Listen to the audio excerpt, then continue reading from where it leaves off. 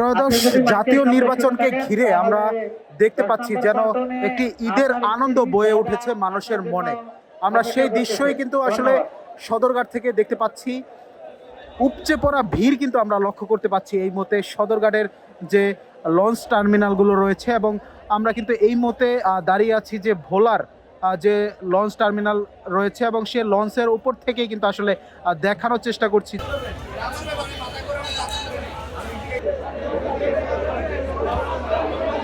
দুর্নীতিমুক্ত বাংলাদেশ এটাই চাচ্ছে, সিন্ডিকেট যাতে না হয়। এখনো বর্তমানে আমরা সিন্ডিকেটে ভুক্তভোগী। যেমন হচ্ছে লঞ্চ ঘাটে ঢুকতে হলে চাঁদা দিতে হয়, নর্মাল কিছু নিতে হলে ওনাদেরকে চাঁদা দিতে হয়। এটা অলমোস্ট আমাদের ক্লোজ করতে হবে। এত বছর দিতে পারিনি, আওয়ামী লীগ ক্ষমতায় আছিল, হারা ভোট লিয়ে গেছে, এমনি কইছে তোমার ভোট দেওয়া লাগবে না, ভোট তোমার হইয়া গেছে, লিয়ে গেছে না, এরকম সব আগে আসছিল না। উৎসব থাকবে কেমনে? উৎসবের তার তো যাইতেই দেয় না মানুষের, উৎসব থাকবে কই থেকে?